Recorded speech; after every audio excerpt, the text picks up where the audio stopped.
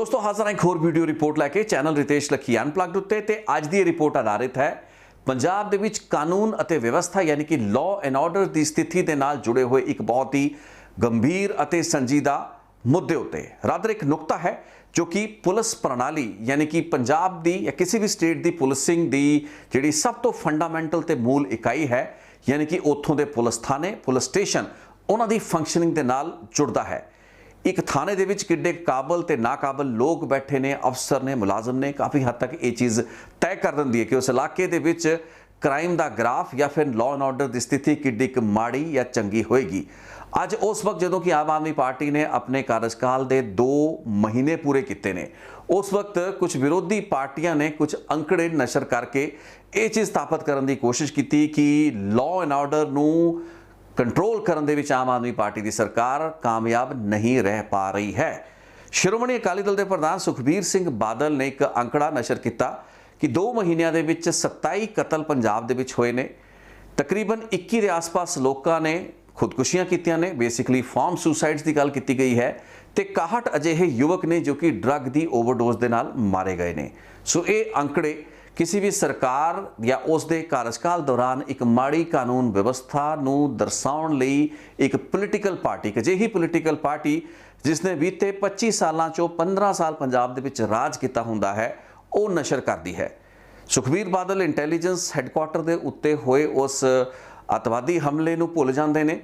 सुखबीर बादल वो सारी रिकवरीज वो सारे गैंगस्टर या लोग जिहड़े RDX समेत एक्सप्लोजिव समेत काबू किए जाते हैं पुलिस वालों या पुलिस की मदद के नाल पंजाब पुलिस की मदद के नाल उन्हां बारे भी कोई वेरवा नहीं देंदे क्योंकि ये सियासी पद्धर उत्ते उन्होंने सूट नहीं करता। लेकिन अज की इस रिपोर्ट में आपां समझण की कोशिश ये करांगे कि इस तरीके के अंकड़े विखा के किसी भी सरकार उत्ते लॉ एंड ऑर्डर दी स्थिति के पक्षों जिहड़ा निगार आया हुंदा है उसका ठीकरा उसके मत्थे ते भन्नण की कोशिश करना एक गल है, लेकिन उस लॉ एंड ऑर्डर नूं सुचारू ढंग दे नाल चलाना या फिर मेनटेन करना उस वक्त जदों कि अपनियां सरकारां रहियां होण ये एक औखा काम है। सो अज आम आदमी पार्टी की सरकार भगवंत मान होरां दी सरकार उत्ते चाहे अकाली दल या फिर प्रमुख विरोधी पार्टी कांग्रेस के लीडर किसी भी किस्म के सवाल खड़े करन, लेकिन जिहड़ी समझण वाली बेसिक गल है वो ये है कि अज भगवंत मान होरां दी सरकार ने तकरीबन बीते 25-30 सालों का एक अजिहा सड़िया गलिया सिस्टम ते व्यवस्था नूं इनहेरिट किया है, एक विरसे के रूप में हासिल किया है जिस दे विच कोई जादुई छड़ी नहीं है जिसनूं घुमा के 2, 4, 8, 7 महीनों के विच जिहड़ा सुधार है वो किया जाएगा।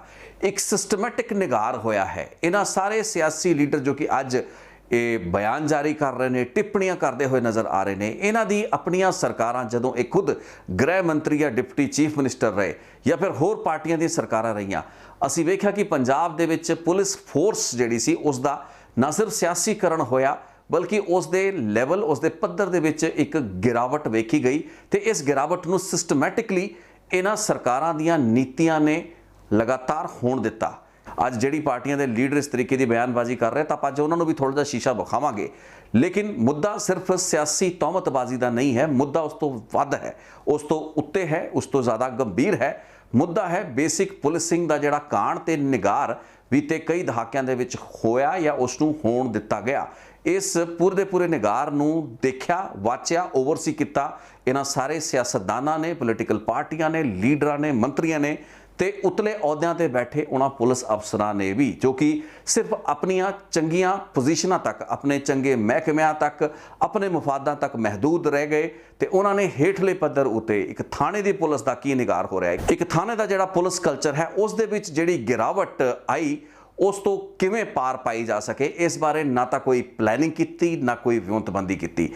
सो होया कि सियासी आकावां दी कठपुतलियां बन के ये वड्डे वड्डे जिहड़े IPS अफसर सन अपने अहुदियां दे चक्करां दे विच अपनियां तरक्कियां तां हासिल करते रहे, लेकिन थलड़े पद्धर उत्ते पुलिस स्टेशन का एक पुलिस थाने का उस दे विच जिहड़ी क्वालिटी ऑफ मैन पावर है उसनूं लगातार गिरावट वाले पासे जांदा होया आपां वेख्या। सो अज आपां उस दी गल करांगे। अज पंजाब दे थाणिਆਂ ਦਾ हाल की है, पंजाब दे पुलिस स्टेशन का हाल की है, तो उस दे विच सब तो वड्डियां चुनौतियां की ने इसनूं समझना इस वास्ते जरूरी है क्योंकि मैं अपनी बीती एक रिपोर्ट के दायरे दे विच जदों आपां ਪੰਜਾਬ ਦੇ ਵਿੱਚ ਨਸ਼ੇ ਦੀ ਸਮੱਸਿਆ ਜਾਂ ਨਸ਼ੇ ਦੇ ਖਿਲਾਫ ਮੁਹਿੰਮ ਵਿੱਢਣ ਦੇ ਪੱਖੋਂ ਮੁੱਖ ਮੰਤਰੀ ਵੱਲੋਂ ਅਲੱਗ-ਅਲੱਗ ਜ਼ਿਲ੍ਹੇ ਦੇ ਐਸਐਸਪੀਜ਼ ਅਤੇ ਡੀਸੀਜ਼ ਦੀ ਬੈਠਕ ਬੁਲਾਈ ਗਈ ਸੀ। ਤਾਂ ਵੀ ਇਹ ਜ਼ਿਕਰ ਕੀਤਾ ਸੀ ਕਿ ਮੂਲ ਇਕਾਈ ਯਾਨੀ ਕਿ ਪੰਜਾਬ ਦੇ ਪੁਲਿਸ ਥਾਣਿਆਂ ਨੂੰ ਜੇ ਸੁਧਾਰ ਲਿਆ ਜਾਵੇ, ਉਸ ਦੇ ਵਿੱਚ ਇੱਕ ਚੰਗਾ ਸਟੈਂਡਰਡ ਮੇਨਟੇਨ ਕਰ ਲਿਆ ਜਾਵੇ, ਉਸ ਨੂੰ ਸੰਸਾਧਨ ਰਿਸੋਰਸਿਸ ਦਿੱਤੇ ਜਾਣ ਜੋ ਕਿ ਲੋੜੀਂਦੇ ਨੇ, ਉਸ ਸਥਿਤੀ ਦੇ ਵਿੱਚ ਜਾਂ ਉਸ ਤੋਂ ਬਾਅਦ ਆਪਾਂ ਨੂੰ ਜ਼ਿਆਦਾ ਸੋਚਣ ਦੀ ਜਾਂ ਜ਼ਿਆਦਾ ਚਿੰਤਾ ਕਰਨ ਦੀ ਲੋੜ ਨਹੀਂ ਹੋਏਗੀ।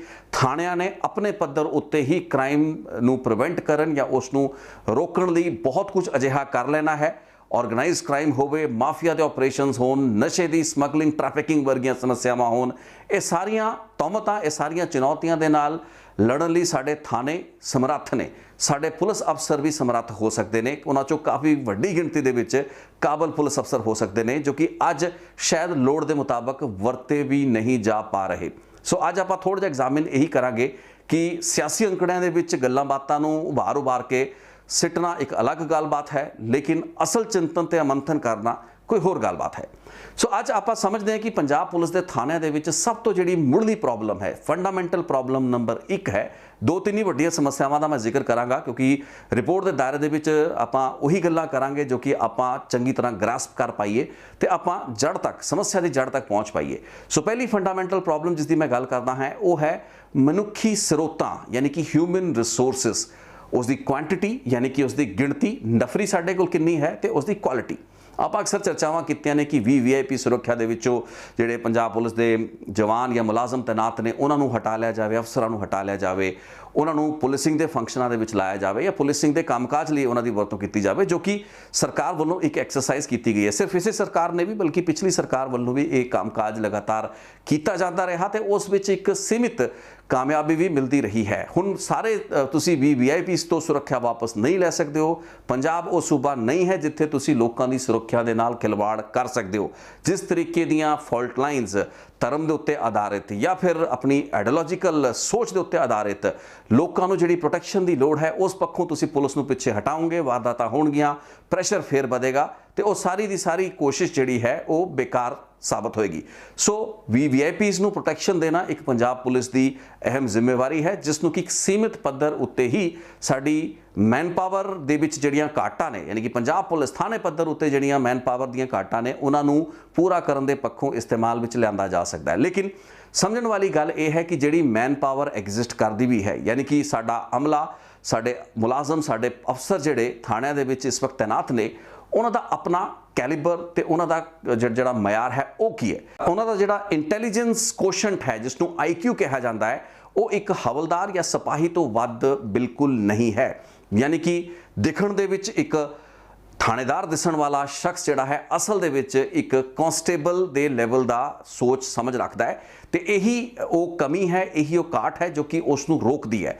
ਉਹ ਕਿਸੇ ਵੀ ਮਜ਼ਬੂਤ ਤਫਤੀਸ਼, ਖਾਸ ਕਰਕੇ NDPS ਐਕਟ ਵਰਗੇ ਜਿਹੜੇ ਕੇਸਿਸ, ਤੁਸੀਂ ਨਸ਼ੇ ਦੇ ਤਸਕਰਾਂ ਨੂੰ ਫੜਨਾ ਹੈ, ਸਮਗਲਰਾਂ ਨੂੰ ਫੜਨਾ ਹੈ, ਉਹਨਾਂ ਦੇ ਉੱਤੇ ਪਰਚੇ ਰਜਿਸਟਰ ਕਰਨੇ ਨੇ, ਉਸ ਦਾ ਇੱਕ ਪੂਰਾ ਦਾ ਪੂਰਾ NDPS ਐਕਟ ਦੇ ਤਹਿਤ ਪ੍ਰੋਟੋਕਾਲ ਹੈ। ਤੁਹਾਨੂੰ ਉਸ ਦੇ ਲਈ ਇੱਕ ਅਲੱਗ ਇਨਵੈਸਟੀਗੇਟਿੰਗ ਆਫਿਸਰ ਚਾਹੀਦਾ ਹੈ, ਇੱਕ ਕੰਪਲੇਨੈਂਟ ਆਫਿਸਰ ਚਾਹੀਦਾ ਹੈ ਜੋ ਕਿ ਅਕਸਰ ਉਸ ਇਲਾਕੇ ਦਾ SHO ਹੁੰਦਾ ਹੈ। ਲੇਕਿਨ ਹੁਣ ਜੇ SHO ਦੇ ਅਹੁਦੇ ਉੱਤੇ ਹੀ ਆਪਾਂ ਹਵਲਦਾਰ ਜਾਂ ਸਿਪਾਹੀਆਂ ਨੂੰ ਬਿਠਾਇਆ ਹੋਏ, ਨਾ ਤਾਂ ਉਹ ਨਾਨ ਗਜ਼ਟਡ ਆਫਿਸਰ ਹੁੰਦੇ ਨੇ ਜੋ ਕਿ NDPS ਐਕਟ ਦੇ ਤਹਿਤ ਮੈਂਡੇਟ ਕੀਤੇ ਗਏ ਨੇ ਇਸ ਤਰੀਕੇ ਦੇ ਕਿਸੇ ਵੀ ਸ਼ਿਕਾਇਤ ਨੂੰ ਦੇਣ ਜਾਂ ਫਿਰ ਕੇਸ ਨੂੰ ਰਜਿਸਟਰ ਕਰਨਾ, ਦਰਜ ਕਰਨਾ, ਉਸ ਦੀ ਤਫਤੀਸ਼ ਨੂੰ ਅੱਗੇ ਤੋਰਨਾ। ਉਸ ਲਈ ਇੱਕ ਲੈਵਲ ਫਿਕਸ ਕੀਤਾ ਗਿਆ ਹੈ ਤੇ ਪੰਜਾਬ ਦੇ ਬਹੁਤ ਸੇ ਅਜਿਹੇ ਥਾਣੇ ਨੇ ਜਿਸ ਵਿੱਚ ਕਿ ਲੋੜ ਦੇ ਗਿਣਤੀ ਦੇ ਮੁਤਾਬਕ ਉਹਨੇ ਅਫਸਰ ਹੀ ਨਹੀਂ ਨੇ। ਨਾਨ ਗਜ਼ਟਡ ਅਫਸਰ ਜੋ ਕਿ NDPS ਐਕਟ ਨਸ਼ੇ ਦੀ ਤਸਕਰੀ ਦੇ ਕੇਸਾਂ ਦੀ ਇਨਵੈਸਟੀਗੇਸ਼ਨ ਕਰ ਸਕਣ, ਗਿਣਤੀ ਦੇ ਵਿੱਚ ਤੇ ਮਿਆਰ ਦੇ ਵਿੱਚ ਪੰਜਾਬ ਦੇ ਥਾਣਿਆਂ ਦੇ ਵਿੱਚ ਅਜਿਹੇ ਅਫਸਰ ਹੀ ਮੌਜੂਦ ਨਹੀਂ ਨੇ। ਹੁਣ ਆਪਾਂ ਗੱਲ ਤਾਂ ਕਰਦੇ ਹਾਂ ਕਿ ਨਸ਼ੇ ਦਾ ਆਪਾਂ ਲੱਕ ਭੰਨਣਾ ਹੈ, ਜ਼ਿਲ੍ਹਿਆਂ ਦੇ SSPs ਨੂੰ ਬੁਲਾ ਲਿਆ ਜਾਂਦਾ ਹੈ, ਮੁੱਖ ਮੰਤਰੀ ਬੈਠਕ ਵੀ ਕਰਦੇ ਨੇ, ਲੇਕਿਨ ਕੀ ਇਹ ਗੱਲਾਂ ਬਾਤਾਂ ਕਿਸੇ ਨੇ ਫਲੈਗ ਕੀਤੀਆਂ? ਮੁੱਖ ਮੰਤਰੀ ਦਾ ਧਿਆਨ ਤੇ ਮੁੱਖ ਮੰਤਰੀ ਦੀ ਤਵੱਜੋ ਇਸ ਪਾਸੇ ਦਿਵਾਉਣ ਵਾਲਾ ਸ਼ਾਇਦ ਕੋਈ ਵੀ ਨਹੀਂ ਜੋ ਕਿ ਸਰਕਾਰ ਨੂੰ ਇਹ ਦੱਸ ਸਕੇ ਕਿ ਸਾਡੇ ਤਾਂ ਥਾਣਿਆਂ ਦੇ ਵਿੱਚ ਉਹ ਅਫਸਰਾਂ ਦਾ ਮਿਆਰ ਹੀ ਨਹੀਂ ਜੋ ਕਿ NDPS ਐਕਟ ਦੇ ਕੇਸ ਹੈਂਡਲ ਕਰ ਸਕਣ। ਯਾਨੀ ਕਿ ਸਿਪਾਹੀ ਤੋਂ ਇੱਕ ਅਸਿਸਟੈਂਟ ਸਬ ਇੰਸਪੈਕਟਰ ਜਾਂ ਫਿਰ ਈਵਨ ਇੰਸਪੈਕਟਰ ਬਣਿਆ ਬੈਠਾ ਇੱਕ ਜਿਹੜਾ ਦਿਸਣ ਵਾਲਾ ਅਫਸਰ ਹੈ, ਜੇ ਉਹ ਤਫਤੀਸ਼ਾਂ ਦੇ ਵਿੱਚ ਆਪਣਾ ਯੋਗਦਾਨ ਹੀ ਨਹੀਂ ਪਾ ਸਕਦਾ, ਬਾਅਦ ਦੇ ਵਿੱਚ ਅਦਾਲਤਾਂ ਦੇ ਵਿੱਚ ਖੜ ਕੇ ਉਹਨਾਂ ਨੂੰ ਡਿਫੈਂਡ ਕਰਨਾ, ਉਹ ਤਾਂ ਇੱਕ ਬਹੁਤ ਵੱਡੀ ਗੱਲਬਾਤ ਹੈ। ਉਸ ਦੇ ਲਈ ਤਾਂ ਇਹ ਜਿਹੜੇ ਪ੍ਰਮੋਟ ਕੀਤੇ ਗਏ ਜਿਨ੍ਹਾਂ ਨੂੰ ਕਿਹਾ ਜਾਂਦਾ ਹੈ ਕਿ ORP ਰੈਂਕ ਦਿੱਤੇ ਜਾਂਦੇ ਨੇ। ਬੇਸਿਕਲੀ ਇਹ ਉਹੀ ਪਨੀਰੀ ਹੈ, ਇਹ ਉਹੀ ਬਰੀਡ ਹੈ ਜੋ ਕਿ ਬੀਤੇ ਤਕਰੀਬਨ 20-25 ਸਾਲਾਂ ਦੇ ਵਿੱਚ ਸਾਡੇ ਸਿਆਸਤਦਾਨਾਂ ਨੇ ਇੱਥੇ ਤਿਆਰ ਕੀਤੀ। ਅੱਜ ਤੁਸੀਂ ਆਮ ਆਦਮੀ ਪਾਰਟੀ ਦੀ ਸਰਕਾਰ ਦੇ 2 ਮਹੀਨੇ ਬੀਤਣ ਤੋਂ ਬਾਅਦ ਉਹਨਾਂ ਨੂੰ ਅੰਕੜੇ ਵਿਖਾ ਰਹੇ ਹੋ।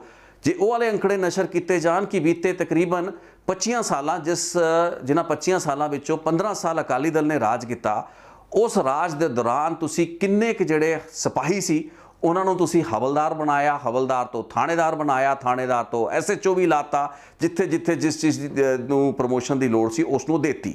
ਆਪਾਂ ਪਹਿਲਾਂ ਵੀ ORP ਰੈਂਕ ਉੱਤੇ ਯਾਨੀ ਕਿ ਜਿਹੜੇ ਰੈਂਕ ਲਾਤੇ ਜਾਂਦੇ ਨੇ, ਮੋਢਿਆਂ ਦੇ ਉੱਤੇ ਫੀਤੀਆਂ, ਮੋਢਿਆਂ ਦੇ ਉੱਤੇ ਸਿਤਾਰੇ ਜੜਤੇ ਜਾਂਦੇ ਨੇ। ਕੰਮ ਦੇ ਪੱਖੋਂ, ਕਾਬਲੀਅਤ ਦੇ ਪੱਖੋਂ ਇਹ ਲੋਕ ਹੁੰਦੇ ਸਿਪਾਹੀ ਦੇ ਸਿਪਾਹੀ ਨੇ, ਲੇਕਿਨ ਕਈ ਕੇਸਾਂ ਦੇ ਵਿੱਚ ਕਈ ਅਜਿਹੇ ਥਾਣੇ ਹੁੰਦੇ ਨੇ ਜਿੱਥੇ ਕਿ ਇਹਨਾਂ ਨੂੰ SHO ਵੀ ਲਾਇਆ ਜਾਂਦਾ ਰਿਹਾ। ਸੋ ਕੀ ਇਹ ਸਿਆਸੀ ਪਾਰਟੀਆਂ ਅੱਜ ਜਵਾਬ ਦੇਣਗੀਆਂ ਕਿ ਇਸ ਤਰੀਕੇ ਦੀਆਂ ਤਰੱਕੀਆਂ, ਆਊਟ ਆਫ ਟਰਨ ਜਿਹੜੀਆਂ ਤਰੱਕੀਆਂ ਦੇਣ ਦੀ ਲੋੜ ਕੀ ਸੀ? ਇਹ ਤਰੱਕੀਆਂ ਤੁਹਾਡੀ ਜਾਣਕਾਰੀ ਲਈ ਦੱਸ ਦਈਏ ਕਿ ਸਿਰਫ ਰੈਂਕ ਦਿੱਤੇ ਜਾਂਦੇ ਨੇ। ਇਹ ਜਿਹੜੇ ਰੈਂਕਾਂ ਨੂੰ ਦੇਣਾ ਹੈ ਯਾਨੀ ਕਿ ਇੱਕ ਤੋਂ ਵੱਧ ਇੱਕ ਰੈਂਕ ਦੇਈ ਜਾਣਾ, ਇਹ ਸਰਕਾਰਾਂ ਦਾ DGP ਪੱਧਰ ਦੇ ਅਫਸਰਾਂ ਦਾ ਪ੍ਰੈਰੋਗੇਟਿਵ ਹੈ।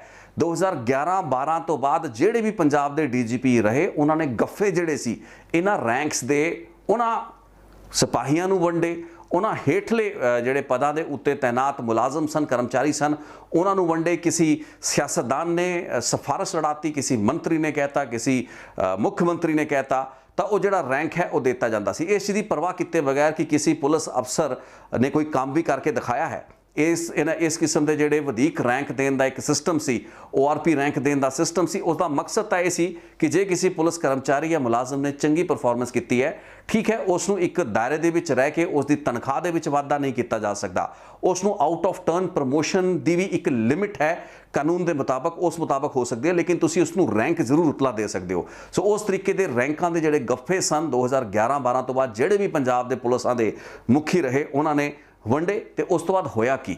ਚਾਪਲੂਸਾਂ ਦੀ, ਖੁਸ਼ਾਮਦੀਦ ਲੋਕਾਂ ਦੀ ਇੱਕ ਅਜਿਹੀ ਜਮਾਤ, ਇੱਕ ਨਸਲ ਤੇ ਇੱਕ ਕੌਮ ਜਿਹੜੀ ਹੈ ਉਹ ਤਿਆਰ ਕਰਤੀ ਗਈ। ਤੇ ਪੁਲਿਸ ਦੇ ਅੱਜ ਅਲੱਗ-ਅਲੱਗ ਅਹੁਦਿਆਂ ਦੇ ਉੱਤੇ ਬਥੇਰੇ ਅਜਿਹੇ ਅਫਸਰ ਬੈਠੇ ਨੇ। ਮੈਂ ਪਹਿਲਾਂ ਵੀ ਰਿਪੋਰਟਾਂ ਜ਼ਿਕਰ ਕੀਤਾ, ਜਿਹੜੇ ਕਾਬਲ ਅਫਸਰ ਸੀ ਜੋ ਕਿ ਚਾਪਲੂਸੀ ਨਹੀਂ ਕਰ ਸਕਦੇ ਸੀ, ਜਿਨ੍ਹਾਂ ਦੇ ਵਿੱਚ ਪੁਲਿਸਿੰਗ ਦੇ ਉਹ ਇਨਸਟਿੰਕਟ ਸੀ, ਉਹ ਸਮਰੱਥਾ, ਕਪੈਸਿਟੀ ਸੀ, ਜਿਨ੍ਹਾਂ ਦੇ ਵਿੱਚ ਉਹ ਜਿਹੜਾ ਐਕਸਪਰਟੀਜ਼ ਜਿਸ ਨੂੰ ਕਹਿ ਸਕਦੇ, ਐਕਚੁਮਨ ਜਿਸ ਨੂੰ ਕਿਹਾ ਜਾਂਦਾ ਹੈ, ਜਿਨ੍ਹਾਂ ਦੇ ਵਿੱਚ ਉਹ ਕਾਬਲੀਅਤਾਂ ਸਨ, ਉਹ ਜਿਹੜੇ ਅਫਸਰ ਸਿਰਫ ਇਸ ਵਾਸਤੇ ਕਿ ਉਹ ਖੁਸ਼ਾਮਦ ਨਹੀਂ ਕਿਸੇ ਦੀ ਕਰ ਸਕਦੇ ਸਨ, ਉਹ ਇਨਕੌਨਸੀਕੁਐਂਸ਼ੀਅਲ ਯਾਨੀ ਕਿ ਜ਼ਿਆਦਾ ਜਿਹੜੇ ਗੈਰ ਗੰਭੀਰ ਪੋਸਟਿੰਗਸ ਮੰਨੀਆਂ ਜਾਂਦੀਆਂ ਨੇ। ਤੇ ਕਈ ਕੇਸਾਂ ਦੇ ਵਿੱਚ ਤਾਂ ਪੁਲਿਸ ਲਾਈਨਾਂ ਦੇ ਵਿੱਚ ਵੀ ਉਹਨਾਂ ਦੀ ਤੈਨਾਤੀ ਵੇਖੀ ਗਈ। ਬਥੇਰੇ ਅਜਿਹੇ ਅਫਸਰ ਸਨ ਜੋ ਕਿ ਕਾਬਲ ਸਨ, ਆਪਣੇ ਹਿਸਾਬ ਨਾਲ ਕੰਮ ਕਰ ਰਹੇ ਸਨ, ਕਿਉਂਕਿ ਉਹਨਾਂ ਨੇ ਜ਼ਿਆਦਾ ਜਿਹੜਾ ਦਬਾਅ ਸੀ, ਸਿਆਸੀ ਦਬਾਅ ਹੋਏ, ਅਫਸਰਾਂ ਤੋਂ ਦਬਾਅ ਸੀ, ਉਹਨਾਂ ਨੂੰ ਨਹੀਂ ਚੱਲਿਆ, ਤਾਂ ਕਰਕੇ ਵੀ ਉਹਨਾਂ ਨੂੰ ਲਾਂਬੇ ਕਰਤਾ ਗਿਆ, ਜਾਂ ਕਹਿ ਲਈਏ ਉਹਨਾਂ ਨੂੰ ਆਪਣੇ ਸਿਸਟਮ ਦੇ ਵਿੱਚੋਂ ਸਾਈਡ ਤੇ ਕੱਢ ਕੇ ਬਿਠਾਤਾ ਗਿਆ। ਇਹੀ ਕਾਰਨ ਹੈ ਕਿ ਪੁਲਿਸ ਦੇ ਸਟੈਂਡਰਡਸ, ਪੁਲਿਸਿੰਗ ਦੇ ਸਟੈਂਡਰਡਸ ਤੇ ਥਾਣਿਆਂ ਦੀ ਜਿਹੜੀ ਪੁਲਿਸਿੰਗ ਹੈ ਉਸ ਦੇ ਵਿੱਚ ਲਗਾਤਾਰ ਨਿਗਾਰ ਵੇਖਿਆ ਗਿਆ। ਉਲਟਾ ਇਸ ਦਾ ਦੂਸਰਾ ਐਸਪੈਕਟ ਇਹ ਸੀ ਕਿ ਜਿੰਨੇ ਵੀ ਇਸ ਤਰੀਕੇ ਦੇ ਸਾਈਕੋਫੈਂਟ ਲੋਕ ਸਨ, ਖੁਸ਼ਾਮਦੀਦ ਕਰਨ ਵਾਲੇ ਲੋਕ ਸਨ, ਉਹਨਾਂ ਦੀ ਤਰੱਕੀਆਂ ਹੁੰਦੀਆਂ ਗਈਆਂ। ਜਿਹੜੇ ਸਾਡੇ ਲੀਡਰ ਨੇ, ਸਿਆਸੀ ਲੀਡਰ ਨੇ, ਉਹਨਾਂ ਲਈ ਵੀ ਇਹ ਬਹੁਤ ਵਿਨ-ਵਿਨ ਸਿਚੁਏਸ਼ਨ ਇਸ ਵਾਸਤੇ ਸੀ ਕਿਉਂਕਿ ਉਹਨਾਂ ਨੇ ਜਿੰਨੇ ਵੀ ਪੁੱਠੇ ਸਿੱਧੇ ਕੰਮ ਕਰਾਣੇ ਹੁੰਦੇ ਸੀ, ਇਸੇ ਤਰੀਕੇ ਦੇ ਹੇਠਲੇ ਰੈਂਕ ਦੇ ਅਫਸਰਾਂ ਨੂੰ ਵੱਧ ਰੈਂਕ ਦੇ ਕੇ ਤਰੱਕੀਆਂ ਦੁਆ ਕੇ ਉਹਨਾਂ ਤੋਂ ਉਹ ਕਰਵਾਉਣ ਦੇ ਵਿੱਚ ਸਮਰੱਥ ਸਨ। ਆਊਟ ਆਫ ਟਰਨ ਇੱਕ ਤੋਂ ਬਾਅਦ ਇੱਕ ਪ੍ਰਮੋਸ਼ਨ ਦੇਣ ਦੇ ਵਿੱਚ ਇੱਕ ਅਹਿਸਾਨ ਸੀ, ਇੱਕ ਬਹੁਤ ਵੱਡੀ ਸਿਆਸੀ ਫੇਵਰਾਂ ਸੀ, ਕੁਇਡ ਪ੍ਰੋਕੋ ਸੀ। ਇਹੀ ਕਾਰਨ ਸੀ ਕਿ ਉਹ ਜਿਹੜਾ ਕਲਚਰ ਸੀ ਗਿਰਦਾ ਚਲਾ ਗਿਆ। ਪਰਫਾਰਮੈਂਸ, ਮੈਰਿਟ ਜਿਹੜੀ ਹੈ ਉਹ ਕਿਤੇ ਨਾ ਕਿਤੇ ਨੁਕਰੇ ਹੁੰਦੀ ਚਲੀ ਗਈ, ਉਹ ਕਿਤੇ ਨਾ ਕਿਤੇ ਇੱਕ ਕੈਜੂਅਲਟੀ ਬਣ ਕੇ ਰਹਿ ਗਈ। ਸੋ ਪੁਲਿਸਿੰਗ ਦਾ ਜਿਹੜਾ ਸਟੈਂਡਰਡ ਵੀ ਤੇ 15, 20, 25 ਸਾਲਾਂ ਦੇ ਵਿੱਚ ਗਿਰਦਾ ਹੈ। 15 ਸਾਲ ਅਕਾਲੀ ਦਲ ਤੇ 10 ਸਾਲ ਕਾਂਗਰਸ ਦੀਆਂ ਸਰਕਾਰਾਂ, ਇੱਕ ਕਲਚਰ ਨੂੰ ਇਹ ਲੋਕ ਲੈ ਕੇ ਤੁਰੇ। ਤੇ ਜਿਹੜੇ ਸੰਸਾਧਨਾਂ, ਮਨੁੱਖੀ ਸੰਸਾਧਨਾਂ ਜਾਂ ਸਰੋਤਾਂ ਦੀ ਜਿਹੜੀ ਮੈਂ ਹਿਊਮਨ ਰਿਸੋਰਸਿਸ ਦੀ ਕੁਆਲਿਟੀ ਦੇ ਗਿਰਾਵਟ ਦੀ ਮੈਂ ਗੱਲ ਕਰ ਰਿਹਾ, ਕੁਆਂਟੀਟੀ ਦੇ ਤਾਂ ਹਲੇ ਗੱਲਬਾਤ ਆਪਾਂ ਉਸ ਲੈਵਲ ਤੇ ਕੀਤੀ ਨਹੀਂ ਹੈ ਤੇ ਮੈਨੂੰ ਲੱਗਦਾ ਨਹੀਂ ਕਿ ਉਸ ਉੱਤੇ ਜ਼ਿਆਦਾ ਆਪਾਂ ਗੱਲਬਾਤ ਕਰੀਏ, ਲੇਕਿਨ ਕੁਆਲਿਟੀ ਜ਼ਿਆਦਾ ਮਹੱਤਵਪੂਰਨ ਹੈ ਕਿਉਂਕਿ ਅੱਜ ਜਿਹੜੇ ਲੋਕ ਪੁਲਿਸ ਦੀ ਵਰਦੀਆਂ ਜਾਂ ਮੋਢਿਆਂ ਦੇ ਉੱਤੇ ਕਈ ਸਿਤਾਰੇ ਲਗਾ ਕੇ ਘੁੰਮਦੇ ਪਏ ਨੇ, ਉਹ ਕਿੱਡੇ ਕੁ ਕਾਬਲ ਨੇ, ਉਹਨਾਂ ਦੇ ਵਿੱਚ ਕਿੱਡੀ ਕੁ ਸਮਰੱਥਾ ਹੈ, ਇਹ ਬੜਾ ਵੱਡਾ ਕੁਐਸਚਨ ਹੈ। ਕਿਉਂਕਿ ਤੁਸੀਂ ਲੜਾਈਆਂ ਬੜੀਆਂ ਵੱਡੀਆਂ ਲੜਨੀਆਂ ਨੇ, ਲੇਕਿਨ ਉਸ ਲੜਾਈ ਨੂੰ ਲੜਨ ਲਈ ਕੀ ਤੁਹਾਡਾ ਬੇਸਿਕ ਯੂਨਿਟ ਯਾਨੀ ਕਿ ਇੱਕ ਥਾਣਾ ਤਿਆਰ ਬਰ-ਤਿਆਰ ਹੈ ਵੀ ਕਿ ਨਹੀਂ।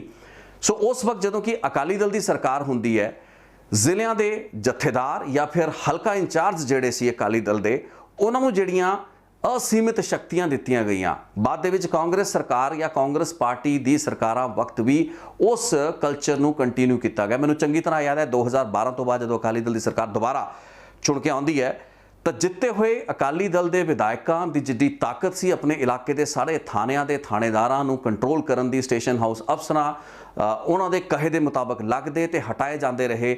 ਇਸੇ ਤਰੀਕੇ ਦੀਆਂ ਤਾਕਤਾਂ ਹਾਰੇ ਹੋਏ ਉਹ ਪਾਰਟੀ ਦੇ ਉਮੀਦਵਾਰ ਜਿਨ੍ਹਾਂ ਨੂੰ ਹਲਕਾ ਇੰਚਾਰਜ ਵਗੈਰਾ ਬਣਾਤਾ ਗਿਆ ਉਹਨਾਂ ਨੂੰ ਵੀ ਦਿੱਤੀਆਂ ਗਈਆਂ ਤੇ ਇੱਕ ਮੀਟਿੰਗ ਦੇ ਵਿੱਚ ਤਾਂ ਇਸ ਦਾ ਰਸਮੀ ਐਲਾਨ ਤੱਕ ਹੋ ਗਿਆ। ਇੱਕ ਚਿੱਠੀ ਤੱਕ ਜਿਹੜੀ ਸੀ ਰਸਮੀ ਤੌਰ ਤੇ ਪੰਜਾਬ ਪੁਲਿਸ ਦੇ ਇੱਕ ਇੰਟੈਲੀਜੈਂਸ ਦੇ ਸੀਨੀਅਰ ADGP ਪੱਧਰ ਦੇ ਅਧਿਕਾਰੀ ਵੱਲੋਂ ਲਿਖਤੀ ਗਈ ਸੀ। ਬਾਅਦ ਦੇ ਵਿੱਚ ਜਦੋਂ ਅਖਬਾਰ ਦੇ ਵਿੱਚ ਚਿੱਠੀ ਛਪੀ ਤੇ ਸਰਕਾਰ ਦੀ ਕਿਰਕਰੀ ਹੋਈ, ਫਜ਼ੀਹਤ ਹੋਈ, ਉਸ ਵਕਤ ਉਸ ਅਫਸਰ ਨੂੰ ਉਸ ਇੰਟੈਲੀਜੈਂਸ ਦੇ ਅਹੁਦੇ ਤੋਂ ਵੀ ਹਟਾਇਆ ਗਿਆ ਤੇ ਕਿਸੇ ਤਰੀਕੇ ਨਾਲ ਇਸ ਜਿਹੜਾ ਐਕਸਪੋਜ਼ਰ ਹੋ ਚੁੱਕਾ ਸੀ, ਜਿਹੜਾ ਖੁਲਾਸਾ ਹੋ ਚੁੱਕਾ ਸੀ, ਉਸ ਦੇ ਵਿੱਚ ਆਪਣੀ ਸਾਖ ਬਚਾਉਣ ਦੀਆਂ ਕੋਸ਼ਿਸ਼ਾਂ ਵੀ ਸਰਕਾਰ ਕਰਦੀ ਰਹੀ। ਇਹ ਅਕਾਲੀ ਦਲ ਦੀ ਹੀ ਸਰਕਾਰ ਸੀ। ਉਸ ਤੋਂ ਬਾਅਦ ਕਾਂਗਰਸ ਦੀ ਸਰਕਾਰ ਦੇ ਆਉਣ ਤੋਂ ਬਾਅਦ ਠੀਕ ਉਸੇ ਪੈਟਰਨ, ਉਸੇ ਮਾਡਲ, ਉਸੇ ਕਲਚਰ ਨੂੰ ਅਪਣਾ ਲਿਆ ਗਿਆ। ਵਿਧਾਇਕਾਂ, ਕਾਂਗਰਸ ਦੇ ਵਿਧਾਇਕਾਂ ਦੇ ਹੇਠ ਜਾਂ ਉਹਨਾਂ ਦੀ ਕਮਾਨ ਦੇ ਹੇਠ ਸਾਰੇ SHOs ਜਾਂ ਇਲਾਕੇ ਦੇ ਜਿਹੜੇ ਪੁਲਿਸ ਅਫਸਰ ਸੀ ਉਹਨਾਂ ਦੇ ਹੇਠ ਕਰਤਾ ਗਿਆ। ਅਸੀਂ ਕਈ ਵਾਇਰਲ ਵੀਡੀਓ, ਆਡੀਓ ਸੁਣੀਆਂ ਕਿਸ ਤਰੀਕੇ ਨਾਲ ਪੁਲਿਸ ਅਫਸਰਾਂ ਦੇ ਨਾਲ ਕਾਂਗਰਸ ਦੇ ਵਿਧਾਇਕ ਜਾਂ ਕਾਂਗਰਸ ਦੇ ਜਿਹੜੇ ਮੰਤਰੀ ਪੇਸ਼ ਆਇਆ ਕਰਦੇ ਸਨ। ਇਹ ਸਾਰੀਆਂ ਗੱਲਾਂ ਬਾਤਾਂ ਆਪਣੀ ਅੱਖਾਂ ਤੋਂ ਛੁਪੀਆਂ ਨਹੀਂ ਰਹੀਆਂ ਨੇ। ਸੋ ਸਿਸਟਮੈਟਿਕਲੀ ਇੱਕ ਅਜਿਹਾ ਕਲਚਰ ਬਣਾਇਆ ਜਾਂਦਾ ਰਿਹਾ ਜਿੱਥੇ ਕਿ ਕੰਮ ਕਰਨ ਵਾਲੇ ਕਾਬਲ ਪੁਲਿਸ ਅਫਸਰ ਨੂੰ ਉਹਦਾ ਮੋਰਾਲ ਜਿਹੜਾ ਸੀ, ਉਸਦਾ ਜਿਹੜਾ ਮਨੋਬਲ ਸੀ, ਉਸ ਨੂੰ ਗੇਰਿਆ ਗਿਆ। ਚਾਪਲੂਸਾਂ ਦੀ ਇੱਕ ਜਮਾਤ ਤਿਆਰ ਕਰਕੇ ਉਹਨਾਂ ਨੂੰ ਸਿਰ ਦੇ ਉੱਤੇ ਬਿਠਾਤਾ ਗਿਆ, ਉਹਨਾਂ ਨੂੰ ਚੰਗੇ ਅਹੁਦਿਆਂ ਉੱਤੇ ਬਿਠਾਤਾ ਗਿਆ।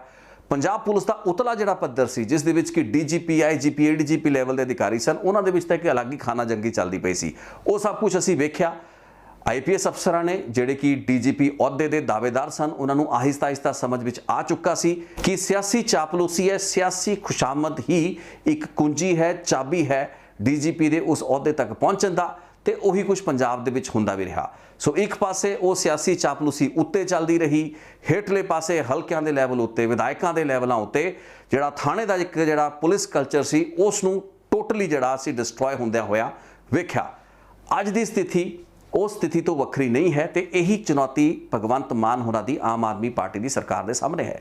ਸੋ ਜਿਹੜਾ ਹਿਊਮਨ ਰਿਸੋਰਸਿਸ ਦਾ ਕੈਲੀਬਰ ਹੈ, ਉਸ ਦਾ ਜਿਹੜਾ ਮਿਆਰ ਹੈ, ਉਹ ਅੱਜ ਇੱਕ ਬਹੁਤ ਵੱਡਾ ਚੈਲੰਜ ਹੈ। ਇਸ ਮਿਆਰ ਨੂੰ ਕਿਵੇਂ ਚੁੱਕਿਆ ਜਾਣਾ ਹੈ? ਕਾਬਲ ਅਫਸਰਾਂ ਦੀ ਨਿਸ਼ਾਨਦੇਹੀ ਕਰਕੇ ਨਾਕਾਬਲ ਤੇ ਖੁਸ਼ਾਮਦੀਦ ਜਿਹੜੇ ਕਰਨ ਵਾਲੇ ਅਫਸਰ ਨੇ, ਚਾਪਲੂਸ ਅਫਸਰ ਨੇ, ਆਊਟ ਆਫ ਟਰਨ ਜਿਹੜੀਆਂ ਪ੍ਰਮੋਸ਼ਨਾਂ ਲੈ ਕੇ ਅਹੁਦਿਆਂ ਤੇ ਬੈਠੇ ਨੇ, ਇਹਨਾਂ ਨੂੰ ਤੁਸੀਂ ਕਿਵੇਂ ਸੈਗਰੀਗੇਟ ਕਰੋਗੇ, ਕਿਵੇਂ ਆਇਡੈਂਟੀਫਾਈ ਕਰੋਗੇ? ਪ੍ਰੋਬਲਮ ਦਾ ਡਾਇਗਨੋਸਿਸ ਕਰਨਾ ਜ਼ਰੂਰੀ ਹੈ ਤੇ ਜਦੋਂ ਡਾਇਗਨੋਸਿਸ ਹੋਏਗਾ ਉਸੇ ਤੋਂ ਬਾਅਦ ਤੁਸੀਂ ਕਿਸੇ ਹੱਲ ਦੇ ਉੱਤੇ, ਸਮੱਸਿਆ ਦਾ ਹੱਲ ਕੱਢ ਪਾਓਗੇ। ਸੋ ਆਮ ਆਦਮੀ ਪਾਰਟੀ ਤੇ ਭਗਵੰਤ ਮਾਨ ਹੋਰਾਂ ਲਈ ਇਹ ਚੁਣੌਤੀ ਹੈ। ਇਸ ਤੋਂ ਅਗਲੀ ਜਿਹੜੀ ਚੁਣੌਤੀ ਆਉਂਦੀ ਹੈ ਤਾਂ ਆਪਾਂ ਹਿਊਮਨ ਰਿਸੋਰਸਿਸ ਦੀ ਗੱਲਬਾਤ ਕਰ ਰਹੇ ਸੀ, ਉਸ ਦੇ ਮੋਰਾਲ ਦੀ, ਉਸ ਦੇ ਟ੍ਰੇਨਿੰਗ ਦੀ, ਇਹ ਸਾਰੀਆਂ ਗੱਲਾਂ ਬਾਤਾਂ ਨਾਲ ਜੁੜੀਆਂ ਹੋਈਆਂ ਨੇ। ਸਾਡੀ ਪੁਲਿਸ ਕਿੱਡੀ ਕੁ ਟ੍ਰੇਨਡ ਹੈ ਕ੍ਰਾਈਮ ਦੀ ਡਿਟੈਕਸ਼ਨ ਦੇ ਪੱਖੋਂ, ਫੋਰੈਂਸਿਕਸ ਦੇ ਪੱਖੋਂ, ਜਾਂ ਹੋਰ ਜਿਹੜੀਆਂ ਸਮੇਂ ਦੇ ਹਾਣੀ ਬਣਦਿਆਂ ਹੋਇਆਂ ਨਵੇਂ ਯੁੱਗ ਦੇ ਵਿੱਚ, ਆਨਲਾਈਨ ਫਰਾਡ, ਆਨਲਾਈਨ ਚੁਣੌਤੀਆਂ ਦੇ ਇਸ ਯੁੱਗ ਦੇ ਵਿੱਚ ਜਦੋਂ ਅਪਰਾਧ ਇੰਟਰਨੈਟ ਦੇ ਉੱਤੇ ਹੁੰਦਾ ਹੈ, ਕੋਈ ਵੀ ਸਮਾਜ ਦੇ ਵਿੱਚ ਤਣਾਅ ਜਾਂ ਮਾਹੌਲ ਨੂੰ ਖਰਾਬ ਕਰਨ ਦੀਆਂ ਕੋਸ਼ਿਸ਼ਾਂ ਇੰਟਰਨੈਟ ਦੇ ਜ਼ਰੀਏ, ਆਨਲਾਈਨ ਮਾਧਿਅਮਾਂ, ਸੋਸ਼ਲ ਨੈਟਵਰਕਸ ਤੋਂ ਹੁੰਦੀਆਂ ਨੇ, ਉਹਨਾਂ ਦੇ ਨਾਲ ਡੀਲ ਕਰਨ ਦੀ ਸਾਡੀ ਕੈਪੈਸਿਟੀ ਕੀ ਹੈ? ਸਾਡੇ ਕੋਲ ਮੈਨ ਪਾਵਰ ਕੀ ਹੈ? ਕਿੰਨੀ ਕੁ ਟ੍ਰੇਨਡ ਮੈਨ ਪਾਵਰ ਹੈ? ਜਿਹੜੇ ਯੰਗ ਰਿਕਰੂਟਸ ਆਪਾਂ ਲੈ ਰਹੇ ਹਾਂ, ਨਵੇਂ ਅਫਸਰਾਂ ਨੂੰ, ਮੁਲਾਜ਼ਮਾਂ ਨੂੰ, ਕਰਮਚਾਰੀਆਂ ਨੂੰ ਭਰਤੀ ਕੀਤਾ ਜਾ ਰਿਹਾ ਹੈ, ਉਹਨਾਂ ਦੀ ਟ੍ਰੇਨਿੰਗ ਦਾ ਪੱਧਰ ਕੀ ਹੈ? ਉਹਨਾਂ ਦੀ ਮੋਟੀਵੇਸ਼ਨ, ਉਹਨਾਂ ਦਾ ਮੋਰਾਲ ਕੀ ਹੈ? ਉਹਨਾਂ ਦੀ ਸੋਚ, ਉਹਨਾਂ ਦਾ ਇਰਾਦਾ ਕੀ ਹੈ? ਉਹਨਾਂ ਦੀ ਜਿਹੜੀ ਓਰੀਐਂਟੇਸ਼ਨ ਤੇ ਡਿਟਰਮੀਨੇਸ਼ਨ ਕੀ ਹੈ? ਇਹ ਸਾਰੀ ਚੀਜ਼ਾਂ ਨੂੰ ਐਨਾਲਾਈਜ਼ ਕਰ ਪਾਉਣਾ ਇੱਕ ਬਹੁਤ ਵੱਡਾ ਚੈਲੰਜ ਹੈ। ਆਈ ਡਾਊਟ ਕਿ ਪੰਜਾਬ ਪੁਲਿਸ ਦੇ ਵਿੱਚ ਇੱਕ ਇਸ ਲੈਵਲ ਦੀ ਇੰਟਰੋਸਪੈਕਸ਼ਨ ਇਸ ਵਕਤ ਹੋ ਰਹੀ ਹੈ। ਆਪਾਂ ਉਤਲੀਆਂ ਗੱਲਾਂ ਕਰਕੇ ਉਹਨਾਂ ਹੀ ਮੀਟਿੰਗਸ ਦੇ ਜ਼ਰੀਏ, ਕਿਉਂਕਿ ਜਿਹੜੇ ਵੀ ਅਫਸਰ ਨੇ, ਚਾਹੇ ਉਹ ਉਤਲੇ ਪੱਧਰ ਤੇ DGP ਦੇ ਅਹੁਦੇ ਤੇ ਬੈਠੇ ਅਫਸਰ ਨੇ ਜਾਂ SSP ਦੇ ਲੈਵਲ ਦੇ ਉੱਤੇ ਬੈਠੇ ਅਫਸਰ ਨੇ, ਸਮੱਸਿਆਵਾਂ ਨੂੰ ਕੋਈ ਦਿਖਾਣਾ ਨਹੀਂ ਚਾਹੁੰਦਾ। ਮੁੱਖ ਮੰਤਰੀ ਜਾਂ ਸਰਕਾਰਾਂ ਨੂੰ ਅਸਲ ਤਸਵੀਰ ਦਿਖਾਉਣ ਦੀ ਕੋਈ ਕੋਸ਼ਿਸ਼ ਨਹੀਂ ਕਰੇਗਾ। ਸਾਰੇ ਅਫਸਰ yes sir, yes sir, yes sir ਕਰਕੇ ਆ ਜਾਣਗੇ। ਸੀਮਿਤ ਪੱਧਰ ਉੱਤੇ ਜਿੰਨੇ ਵੀ ਉਹਨਾਂ ਕੋਲ ਸੰਸਾਧਨ ਨੇ ਉਸ ਦੇ ਮੁਤਾਬਕ ਉਹ ਕੰਮ ਕਰਦੇ ਨੇ, ਜੋ ਵੀ ਰਿਜ਼ਲਟ ਦੇ ਸਕਦੇ ਨੇ ਦੇ ਰਹੇ ਨੇ। ਲੇਕਿਨ ਇਹ ਕਾਫੀ ਨਹੀਂ ਹੈ, ਇਹ ਨਾ ਕਾਫੀ ਹੈ, ਇਹ ਬਹੁਤ ਘੱਟ ਹੈ। ਇਸ ਤੋਂ ਬਹੁਤ ਵੱਧ ਕੀਤੇ ਜਾਣ ਦੀ ਲੋੜ ਹੈ। ਇੱਥੇ ਜਦੋਂ ਗੱਲਬਾਤ ਸਰੋਤਾਂ ਦੀ, ਸੰਸਾਧਨਾਂ ਦੀ ਤੇ ਰਿਸੋਰਸਿਸ ਦੀ ਚੱਲ ਹੀ ਰਹੀ ਹੈ ਤਾਂ ਮਟੀਰੀਅਲ ਰਿਸੋਰਸਿਸ ਦੀ ਘਾਟ ਜਾਂ ਉਸ ਦੀ ਕਮੀ ਦੀ ਗੱਲ ਕਰਨਾ ਇੱਥੇ ਬਹੁਤ ਜ਼ਿਆਦਾ ਜ਼ਰੂਰੀ ਹੈ। ਸਾਡੇ ਕੋਲ ਕਿਸ ਤਰੀਕੇ ਦੇ ਔਜ਼ਾਰ ਨੇ, ਹਥਿਆਰ ਨੇ, ਕਿਸ ਤਰੀਕੇ ਦੇ ਸਾਧਨ ਨੇ, ਟਰਾਂਸਪੋਰਟੇਸ਼ਨ ਦੇ ਕੀ ਮੋਡ ਨੇ, ਇੱਕ ਥਾਣੇ ਦੇ ਵਿੱਚ ਟਰਾਂਸਪੋਰਟੇਸ਼ਨ ਦਾ ਮੋਡ ਕੀ ਹੈ। ਜੇ ਤੁਸੀਂ ਇੱਕ 12-12 14-14 ਸਾਲ ਪੁਰਾਣੀਆਂ ਜਿਹੜੀਆਂ ਬੋਲੈਰੋ ਪਿਕਅਪ ਗੱਡੀਆਂ ਦੇਖ ਕੇ ਤੁਸੀਂ ਸਮਝਦੇ ਹੋ ਕਿ ਪੂਰਾ ਦਾ ਪੂਰਾ ਥਾਣਾ ਤੇ ਉਸ ਦੀ ਜਿਹੜੀ ਫੋਰਸ ਹੈ ਉਸੇ ਗੱਡੀ ਦੇ ਵਿੱਚ 200 ਲੀਟਰ ਤੇਲ, ਜੋ ਮੇਰੀ ਜਾਣਕਾਰੀ ਮਿਲੀ ਹੈ, ਇੱਕ ਥਾਣੇ ਦੇ ਵਿੱਚ ਜੋ ਮੰਥਲੀ ਐਲੋਕੇਸ਼ਨ ਹੈਗੀ ਹੈ ਫਿਊਲ ਦੀ, ਡੀਜ਼ਲ ਦੀ, ਉਹ ਹੈ 200 ਲੀਟਰ।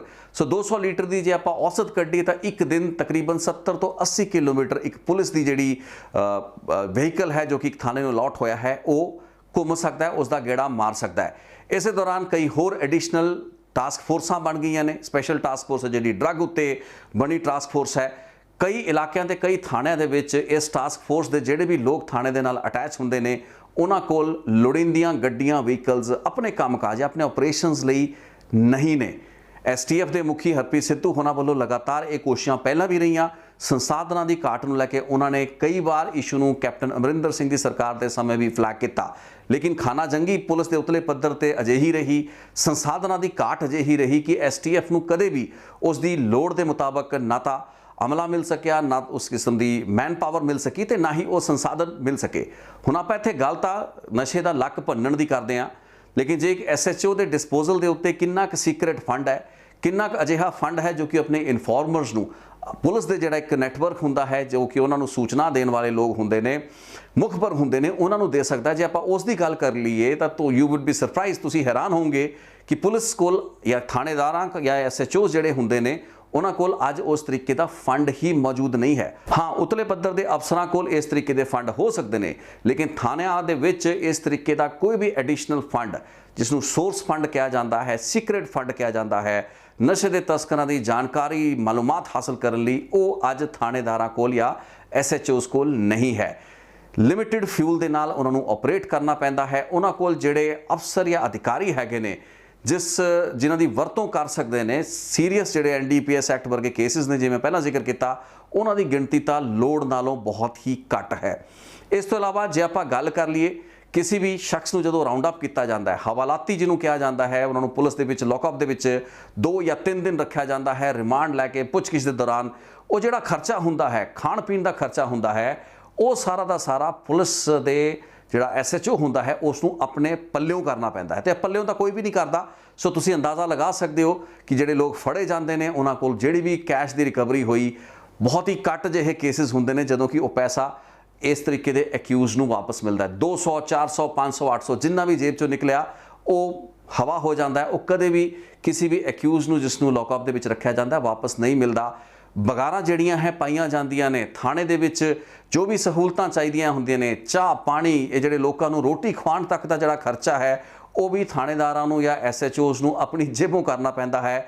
ਤੇ ਉਹ ਆਪਣੀ ਜੇਬੋਂ ਕਿੱਥੋਂ ਕਰਦੇ ਨੇ ਜਾਂ ਫਿਰ ਕਿੱਥੋਂ ਇਹ ਜਿਹੜੇ ਰਿਸੋਰਸ ਮੋਬਿਲਾਈਜੇਸ਼ਨ ਕਰਦੇ ਨੇ, ਪੈਸਾ ਇਕੱਠਾ ਕਰਦੇ ਨੇ ਜਾਂ ਕਿਸੇ ਦੀ ਮਦਦ ਲੈਂਦੇ ਨੇ, ਤੇ ਉਸ ਦੇ ਐਵਜ਼ ਦੇ ਵਿੱਚ ਉਹਨਾਂ ਨੂੰ ਕਿੰਨੀ ਮਦਦ ਦੇਣੀ ਪੈਂਦੀ ਹੈ, ਇਸ ਚੀਜ਼ ਦਾ ਕੋਈ ਅੰਦਾਜ਼ਾ ਨਹੀਂ ਲਗਾਇਆ ਜਾ ਸਕਦਾ। ਸੋ ਤੁਸੀਂ ਸਾਡੇ ਸਿਸਟਮ ਦੇ ਵਿੱਚ ਅਸੀਂ ਗੱਲਾਂ ਬਾਤਾਂ ਕਰ ਲੈਂਦੇ ਹਾਂ, ਅਸੀਂ ਵੱਡੀਆਂ 에ਅਰ ਕੰਡੀਸ਼ਨ ਕਮਰਿਆਂ ਦੇ ਵਿੱਚ ਬੈਠ ਕੇ ਮੀਟਿੰਗਾਂ ਦੇ ਵਿੱਚ ਹਦਾਇਤਾਂ ਕਰ ਦਿੰਦੇ ਹਾਂ ਕਿ ਇੱਕ DSP ਜਾਂ ਇੱਕ ਜਿਹੜਾ SHO ਹੈ, ਇੱਕ SSP ਹੈ, ਉਹ ਜ਼ਿੰਮੇਵਾਰ ਹੋਏਗਾ ਉਸ ਦੇ ਇਲਾਕੇ ਦੇ ਵਿੱਚ ਜੇ ਨਸ਼ਾ ਵਿਕਿਆ। ਉਸ ਨਸ਼ੇ ਦੀ ਚੇਨ ਨੂੰ ਤੋੜਨ ਲਈ ਤੁਹਾਡੇ ਸੀਕ੍ਰੇਟ ਫੰਡ ਕਿੱਥੇ ਨੇ, ਤੁਹਾਡੇ ਫੰਡ ਕਿੱਥੇ ਨੇ, ਤੁਹਾਡੀ ਗੱਡੀਆਂ ਕਿੱਥੇ ਨੇ, ਉਹਨਾਂ ਦੇ ਵਿੱਚ ਜਿਹੜਾ ਡੀਜ਼ਲ ਪੈਣਾ ਹੈ ਉਹ ਖਰਚਾ ਕਿੱਥੇ ਹੈ, ਜਿਹੜਾ ਤੁਸੀਂ ਲੌਕਅਪ ਦੇ ਵਿੱਚ ਲੋਕਾਂ ਦੇ ਨੂੰ ਰੋਟੀ ਖਵਾਣੀ ਹੈ ਉਹ ਫੰਡ ਕਿੱਥੋਂ ਹੈ, ਕੀ ਉਸ ਦਾ ਹਿਸਾਬ ਕਿਤਾਬ ਸਰਕਾਰ ਦੇਗੀ ਕਿ ਕਿੰਨਾ ਕੁ ਖਰਚਾ ਉਹ ਲੋਕ ਕਰਦੇ ਨੇ। ਸੰਸਾਧਨਾਂ ਦੀ ਇਸ ਕਿੱਲਤ ਦੇ ਵਿੱਚ ਕੰਮ ਕਰਨਾ ਪੁਲਿਸ ਅਫਸਰਾਂ ਤੇ ਪੁਲਿਸ ਫੋਰਸ ਦੇ ਮੁਲਾਜ਼ਮਾਂ ਲਈ ਕਿੱਡਾ ਔਖਾ ਹੈ, ਇਸ ਚੀਜ਼ ਦਾ ਅੰਦਾਜ਼ਾ ਸਾਨੂੰ ਤੁਹਾਨੂੰ ਸੌਖੇ ਤਰੀਕੇ ਨਾਲ ਲਗਾ ਲੈਣਾ ਚਾਹੀਦਾ ਹੈ। ਇਸੇ ਤੋਂ ਮਲਟੀਪਲ ਪ੍ਰੋਬਲਮਸ ਜਨਮ ਲੈਂਦੀਆਂ ਨੇ ਕਿਉਂਕਿ ਸੰਸਾਧਨ ਨਹੀਂ ਹੈ, ਰਿਸੋਰਸਿਸ ਨਹੀਂ ਹੈ, ਹਿਊਮਨ ਰਿਸੋਰਸਿਸ ਤੋਂ ਲੈ ਕੇ ਮਟੀਰੀਅਲ ਰਿਸੋਰਸਿਸ ਦੀ ਕਮੀ ਹੈ, ਬਗਾਰਾਂ ਤੁਸੀਂ ਲੈਣੀਆਂ ਹੈ, ਫੇਵਰਸ ਇੱਕ ਦੂਸਰੇ ਨੂੰ ਲੈਣੀਆਂ ਦੇਣੀਆਂ ਨੇ। ਇੱਕ ਅਜਿਹਾ ਵਿਸ਼ਿਸ਼ ਸਰਕਲ ਬਣ ਰਿਹਾ ਹੈ, ਇੱਕ ਅਜਿਹਾ give and take the system ਬਣ ਚੁੱਕਾ ਹੈ ਜਿਸ ਦੇ ਵਿੱਚ ਕਿ ਲਾਰਜਰ ਕਾਟਲਾਈਜੇਸ਼ਨ ਹੋ ਰਹੀ ਹੈ, ਲਾਰਜਰ ਜਿਹੜੇ ਗਰੁੱਪਸ ਬਣ ਰਹੇ ਨੇ, ਮਾਫੀਆ ਕ੍ਰੀਏਟ ਹੋ ਰਿਹਾ ਹੈ। ਆਪਣੇ ਦੇਸ਼ ਸਮਾਜ ਤੇ ਆਪਣੀ ਡਿਊਟੀ ਪ੍ਰਤੀ ਆਪਣੀ ਨਿਸ਼ਠਾ, ਆਪਣੀ ਜ਼ਿੰਮੇਵਾਰੀ ਨੂੰ ਸਮਝਣਾ ਤਾਂ ਬਹੁਤ ਦੂਰ ਦੀ ਗੱਲ ਰਹਿ ਜਾਂਦੀ ਹੈ। ਬੇਸਿਕ ਮੁੱਢਲੀਆਂ ਜਿਹੜੀਆਂ ਲੋੜਾਂ ਨੇ ਉਹਨਾਂ ਲਈ ਵੀ ਤਰਲੇ ਮਿੰਤੇ ਜਦੋਂ ਹੋਰਾਂ ਦੇ ਕਰਨੇ ਪੈਂਦੇ ਨੇ, ਉਸ ਤੋਂ ਬਾਅਦ ਮਨੋਬਲ ਤੇ ਮੋਰਾਲ ਨਾਂ ਦੀ ਚਿੜੀਆ ਕਿੱਥੇ ਉੱਡ ਜਾਂਦੀ ਹੈ, ਇਸ ਚੀਜ਼ ਦਾ ਤਾਂ ਅੰਦਾਜ਼ਾ ਹੀ ਨਹੀਂ ਲਾਇਆ ਜਾ ਸਕਦਾ।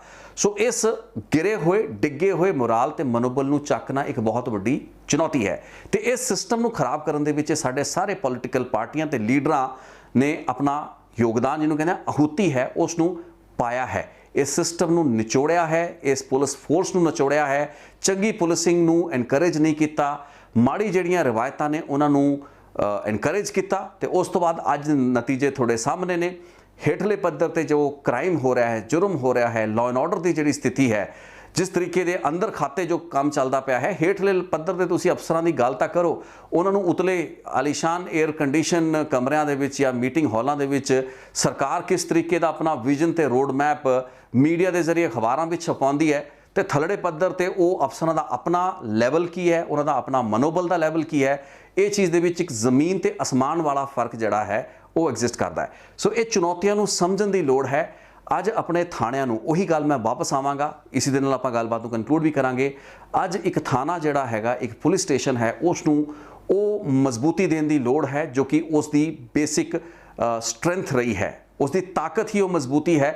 जे आप एक थाने ਨੂੰ मजबूत कर दिए, उस मूल इकाई ਨੂੰ मजबूत कर दिए, उस तो बाद उस थाने के अंडर पैंदा CIA ਜਿਹੜਾ स्टाफ है, उस जिले का CIA ਜਿਹੜਾ स्टाफ है, ਉਹਦੀ ਵੀ ਰਿਜ਼ਲਟਸ ਤੁਹਾਡੇ ਸਾਹਮਣੇ ਹੋਣਗੇ। ਤੇ ਇਹ ਅਜਿਹਾ ਨਹੀਂ ਹੈ ਕਿ ਅੱਜ ਪੁਲਿਸ ਅਫਸਰ ਕੁਝ ਨਹੀਂ ਕਰ ਰਿਹਾ। ਅੱਜ ਬਹੁਤ ਸੇ ਅਜਿਹੇ ਪੁਲਿਸ ਅਫਸਰ ਨੇ ਜੋ ਕਿ ਡੈਡੀਕੇਟਿਡਲੀ ਦਿਨ ਰਾਤ ਕੰਮ ਵੀ ਕਰ ਰਹੇ ਨੇ, ਆਪਣੀ ਲਿਮਿਟੇਸ਼ਨਸ ਨੂੰ ਕ੍ਰਾਸ ਕਰਕੇ, ਆਪਣੇ ਪੱਲਿਓਂ ਖਰਚਾ ਕਰਕੇ ਵੀ ਬਥੇਰੇ ਅਜਿਹੇ ਅਫਸਰ ਨੇ ਜੋ ਕਿ ਇਸ ਸਿਸਟਮ ਨੂੰ, ਇਸ ਸਿਸਟਮ ਦੇ ਵਿੱਚ ਸਾਡਾ ਜਿਹੜਾ ਵੀ ਥੋੜਾ ਬਹੁਤਾ ਬਚਿਆ ਹੋਇਆ ਵਿਸ਼ਵਾਸ ਹੈ, ਭਰੋਸਾ ਹੈ, ਉਸ ਨੂੰ ਅੱਗੇ ਤੋਰਦੇ ਪਏ ਨੇ। ਲੇਕਿਨ ਸਾਡੀ ਪੋਲੀਟੀਕਲ ਕਲਾਸ ਉਹਨੂੰ ਕੀ ਸਹਿਯੋਗ ਦੇ ਰਹੀ ਹੈ? ਸਰਕਾਰਾਂ ਉੱਤੇ ਸਵਾਲ ਖੜੇ ਕਰਨ ਵਾਲੇ ਅਜਿਹੇ ਲੀਡਰਾਂ ਤੇ ਸਿਆਸੀ ਪਾਰਟੀਆਂ ਨੇ ਆਪਣੇ ਕਾਰਜਕਾਲਾਂ ਦੌਰਾਨ ਕੀ ਗੁਲ ਖਿਲਾਏ ਨੇ, ਇਹ ਤਾਂ ਤੁਸੀਂ ਸਾਰੇ ਚੰਗੀ ਤਰ੍ਹਾਂ ਹੁਣ ਤੱਕ ਸਮਝ ਚੁੱਕੇ ਹੋ, ਜਾਣ ਚੁੱਕੇ ਹੋ। ਕਿਸ ਤਰੀਕੇ ਦਾ ਮਾੜਾ ਹੈਵੀਲੀ ਪੋਲੀਟੀਸਾਈਜ਼ਡ ਜਿਹੜਾ ਕਲਚਰ ਹੈ, ਉਸ ਦੇ ਨਾਲ ਤੁਸੀਂ ਸਾਡੀ ਪੁਲਿਸ ਪ੍ਰਣਾਲੀ ਦਾ ਬੇੜਾ ਗਰਕ ਜਿਹੜਾ ਹੈ ਉਸ ਨੂੰ ਕਰਕੇ ਰੱਖਤਾ ਹੈ। ਸੋ ਇਹਨਾਂ ਲੀਡਰਾਂ ਦੀ ਗੱਲਾਂ ਤੇ ਇਹਨਾਂ ਲੀਡਰਾਂ ਦੇ ਅੰਕੜਿਆਂ ਦੇ ਵਿੱਚ ਜਾਣ ਦਾ ਤੇ ਇਹਨਾਂ ਨੂੰ ਜ਼ਿਆਦਾ ਇੰਪੋਰਟੈਂਸ ਦੇਣ ਦਾ ਤਾਂ ਕੋਈ ਮਕਸਦ ਨਹੀਂ ਹੈ। ਲੇਕਿਨ ਇਹ ਜ਼ਰੂਰ ਸਾਡਾ ਇਰਾਦਾ ਹੈ ਕਿ ਆਪਾਂ ਉਹਨਾਂ ਪ੍ਰੋਬਲਮ ਏਰੀਆਜ਼ ਨੂੰ ਆਇਡੈਂਟੀਫਾਈ ਕਰੀਏ ਜਿਸ ਦੇ ਵਿੱਚ ਕਿ ਮੈਨ ਪਾਵਰ, ਉਸ ਦੇ ਰਿਸੋਰਸਿਸ ਜਿਹੜੇ ਹੈਗੇ ਨੇ, ਉਹਨਾਂ ਦੀ ਕਮੀ ਕਾਠ ਤੇ ਉਸ ਦਾ ਜਿਹੜਾ ਕੁਆਲਿਟੇਟਿਵ ਮਿਆਰ ਹੈ ਉਸ ਨੂੰ ਕਿਵੇਂ ਚੁੱਕਿਆ ਜਾਵੇ ਤੇ ਉਸ ਨੂੰ ਕਿਵੇਂ ਰੈਸ਼ਨਲਾਈਜ਼ ਕੀਤਾ ਜਾਵੇ। ਉਹ ਜਿਹੜੀ ਆਇਡੈਂਟੀਫਿਕੇਸ਼ਨ ਹੈ, ਉਹ ਜਿਹੜਾ ਇੱਕ ਸਵੌਟ ਐਨਾਲਿਸਿਸ ਹੁੰਦਾ ਹੈ, ਇੱਕ ਇਮਾਨਦਾਰ ਸਵੌਟ ਐਨਾਲਿਸਿਸ ਹੈ, ਉਹ ਕੌਣ ਕਰ ਰਿਹਾ ਅੱਜ? ਜੇ ਉਹ ਹੋ ਰਿਹਾ ਹੈ ਤਾਂ ਬਹੁਤ ਚੰਗੀ ਗੱਲ ਹੈ, ਲੇਕਿਨ ਜੇ ਉਹ ਨਹੀਂ ਹੋ ਰਿਹਾ ਤਾਂ ਫਿਰ ਇਹ ਸੁਪਨੇ ਜਿਹੜੇ ਲਏ ਜਾ ਰਹੇ ਹੈਗੇ ਨੇ ਵੱਡੀਆਂ ਵੱਡੀਆਂ ਮੀਟਿੰਗਾਂ ਦੇ ਵਿੱਚ ਤੇ ਵੱਡੇ ਵੱਡੇ ਪ੍ਰੈਸ ਬਿਆਨਾਂ ਦੇ ਵਿੱਚ ਵੀ ਨਸ਼ੇ ਦੇ ਖਿਲਾਫ ਮੁਹਿੰਮ ਤੋਰੇਗੀ, ਨਸ਼ੇ ਦਾ ਲੱਕ ਭੰਨ ਦਿਆਂਗੇ, ਨਾ ਤਾਂ ਪਹਿਲਾਂ ਭੰਨਿਆ ਗਿਆ ਤੇ ਨਾ ਹੀ ਹੁਣ ਭੰਨਿਆ ਜਾਣਾ। ਤੇ ਇਕੱਲਾ ਨਸ਼ਾ ਹੀ ਸਮੱਸਿਆ ਨਹੀਂ, ਹੋਰ ਬਹੁਤ ਕੁਝ ਸਾਡੇ ਸਿਸਟਮ ਦੇ ਵਿੱਚ ਗਲਤ ਮਲਤ ਚੱਲਦਾ ਪਿਆ ਹੈ। ਬਹੁਤ ਸੇ ਅਜਿਹੇ ਮਾਫੀਆ ਚੱਲਦੇ ਪਏ ਨੇ, ਬਹੁਤ ਸੀ ਅਜਿਹੀਆਂ ਗਤੀਵਿਧੀਆਂ ਚੱਲਦੀਆਂ ਪਈਆਂ ਨੇ। ਸੋ ਉਹਨਾਂ ਨੂੰ ਰੋਕਣ ਦੀ ਲੋੜ ਹੈ। ਸਰਕਾਰ ਆਪਣਾ ਕੰਮ ਕਰੇ, ਲੇਕਿਨ ਇਹ ਸਾਰੇ ਦੇ ਸਾਰੇ ਫੈਕਟਰ ਬਹੁਤ ਹੀ ਗੰਭੀਰ ਚਿੰਤਨ ਮੰਗਦੇ ਨੇ ਤੇ ਅਸੀਂ ਆਸ ਇਹ ਕਰਦੇ ਹਾਂ कि सरकारां ते जिहड़े उतले अहुदियां ते खास करके बैठे पुलिस अफसर ने जिन्हां दा काम है अपनी पुलिस फोर्स दे ना सिर्फ मुराल नूं मनोबल नूं चुक के रखना बल्कि उन्हां लई सहूलतां दा संसाधनां दे इंतजाम करना, उन्हां दी एडिशनल रिसोर्सिस नूं मोबिलाइज करना, वो भी अपना योगदान पाणगे। सिर्फ सियासी लीडरां अपने अकामां दी शक्लां वेख के या उन्हां दी चापलूसी करके चंगे चंगे मलाईदार अहुदियां उत्ते रेंजां दे जिहड़े DIG लगण दा या फिर किसी जिले दे SSP या कमिश्नर लगण दा ये जिहड़े ख्वाब हैगे ने ਇਹ ਸਾਡੀ ਪੁਲਿਸਿੰਗ ਨੂੰ ਕਿਤੇ ਨਹੀਂ ਲਿਜਾਂਦੇ। ਇਹ ਵਿਅਕਤੀਗਤ ਲੋਕਾਂ ਦਾ ਤਾਂ ਵਾਧਾ ਬਹੁਤ ਕਰ ਦਿੰਦੇ ਨੇ, ਉਹਨਾਂ ਦੀ ਤਰੱਕੀਆਂ, ਉਹਨਾਂ ਦੇ ਪਰਿਵਾਰਾਂ ਜਾਂ ਉਹਨਾਂ ਦੀ ਸੰਪਤੀਆਂ ਦੇ ਵਿੱਚ ਤਾਂ ਬਹੁਤ ਵਾਧਾ ਕਰ ਦਿੰਦੇ ਨੇ, ਲੇਕਿਨ ਪੁਲਿਸ ਫੋਰਸ ਦਾ ਇੱਕ ਜਿਹੜਾ ਕੰਪਰੀਹੈਂਸਿਵ ਜਿਹੜਾ ਵਿਕਾਸ ਹੋਣਾ ਚਾਹੀਦਾ ਹੈ, ਡਿਵੈਲਪਮੈਂਟ ਹੋਣੀ ਚਾਹੀਦੀ ਹੈ, ਉਸ ਪੱਖੋਂ ਇੱਕ ਕਾਊਂਟਰ ਪ੍ਰੋਡਕਟਿਵ ਜਾਂ ਡੈਟਰੀਮੈਂਟਲ ਜਿਸ ਨੂੰ ਕਹਿ ਸਕਦੇ ਨੇ ਉਹ ਪ੍ਰਭਾਵ ਵਜੋਂ ਕੰਮ ਕਰਦੇ ਨੇ। ਸੋ ਇਸ ਰਿਪੋਰਟ ਦਾ ਮਕਸਦ ਇਹ ਸੀ ਕਿ ਅਸੀਂ ਆਇਡੈਂਟੀਫਾਈ ਕਰੀਏ ਹਿਊਮਨ ਰਿਸੋਰਸਿਸ ਨੂੰ, ਫੰਡਸ ਨੂੰ, ਲਿਮਿਟੇਸ਼ਨਸ ਨੂੰ, ਤੇ ਇਹ ਸਰਕਾਰ ਦੇ ਸਾਹਮਣੇ ਇੱਕ ਜਿਹਨੂੰ ਕਹਿ ਸਕਦੇ ਹਾਂ ਕਿ ਇੱਕ ਰੋਡ ਮੈਪ ਰੱਖੀਏ ਜਾਂ ਸਰਕਾਰ ਦੇ ਸਾਹਮਣੇ ਇੱਕ ਪੈਰਾਮੀਟਰ ਫਿਕਸ ਕਰੀਏ ਕਿ ਜਦ ਤੱਕ ਇਹ ਸੰਸਾਧਨਾਂ ਦੀ ਘਾਟ ਜਿਹੜੀ ਹੈ ਜਾਂ ਸਰੋਤਾਂ ਦੀ ਜਿਹੜੀ ਘਾਟ ਹੈ ਉਸ ਦੀ ਭਰਪਾਈ ਨਹੀਂ ਹੁੰਦੀ, ਲੋੜੀਂਦੇ ਪੁਲਿਸ ਅਫਸਰ, ਮਿਆਰੀ ਪੁਲਿਸ ਅਫਸਰ, ਮਿਆਰੀ ਇਨਵੈਸਟੀਗੇਟਰ, ਉਹਨਾਂ ਨੂੰ ਲੋੜੀਂਦੇ ਜਿਹੜੇ ਸੰਸਾਧਨ ਹੈਗੇ ਨੇ ਮਟੀਰੀਅਲ ਫੰਡਿੰਗ ਦੇ ਪੱਖੋਂ ਜਦ ਤੱਕ ਇਹ ਚੀਜ਼ਾਂ ਅਸੀਂ ਪ੍ਰੋਵਾਈਡ ਨਹੀਂ ਕਰਾ ਪਾਉਂਦੇ ਤਦ ਤੱਕ ਜ਼ਿੰਮੇਵਾਰੀ ਵੀ ਤੈਅ ਕਰਨ ਦਾ ਸਾਡਾ ਕੋਈ ਹੱਕ ਨਹੀਂ ਬਣਦਾ। एक मुख्यमंत्री का, एक सरकार का, उसके उतले अहुदियां ते बैठे अफसरां ते मंत्रियों का काम है कि अपनी पुलिस फोर्स नूं, अपने मुलाजमां नूं वो संसाधन मुहैया करान, रिजल्ट्स उस तो बाद एक्सपैक्ट करन। अज लोड़ उस चीज़ की है, उन्हां सारियां कमियां ते घाटां नूं पूरा किया जाए ते पुलिस फोर्स नूं उसके पैरों उत्ते खड़ा किया जाए। इसका सब तो वड्डा ते मूल मंत्र है पंजाब पुलिस के थाणिਆਂ नूं मजबूत करना, चंगे अफसर, काबल अफसरां नूं उन्हां थाणिਆਂ दे विच तैनात करना, उन्हां नूं ਉਹਨਾਂ ਦੀ ਇੰਡੀਪੈਂਡੈਂਸ ਦੇਣਾ, ਆਜ਼ਾਦੀ ਦੇਣਾ ਤੇ ਫਿਰ ਉਸ ਤੋਂ ਬਾਅਦ ਜੋ ਤੁਸੀਂ ਨਤੀਜੇ ਚਾਹੁੰਦੇ ਹੋਣ ਉਹਨਾਂ ਨੂੰ ਹਾਸਲ ਕਰਨਾ। ਇੱਕ ਬਹੁਤ ਸਿੰਪਲ ਜੀ ਗੱਲਬਾਤ ਹੈ, लेकिन एडी भी सिंपल नहीं है, क्योंकि जिस तरीके का सारा माड़ा कल्चर बन चुका है हुण कॉम्प्लीकेशन ज़्यादा ने। सो वो सारी चीज़ों समझ के डायग्नोस करके उन्हों का हल कढ़न की लोड़ है। इसी आस दे नाल ते इसी उम्मीद दे नाल कि गलबात सही दिशा वाल तुरेगी। ये चर्चा, ये डायलॉग शुरू जरूर होना चाहिए है। थाने नूं किवें होर मजबूती प्रदान करिए, ये सरकार का टीचा ते एजेंडा होना चाहिए है। तो इसलिए शायद कुछ कोशिशां सरकार वालों कीतियां भी जा रही ने। आने वाले दिनों के उन्होंने बारे जो वेरवा मिलेगा वो भी थोड़े नाल साझा करांगे। बहुत बहुत धन्यवाद इस रिपोर्ट को वेखण लई। Thank you so much. Ritesh Lakhi unplugged नाल बने रहो।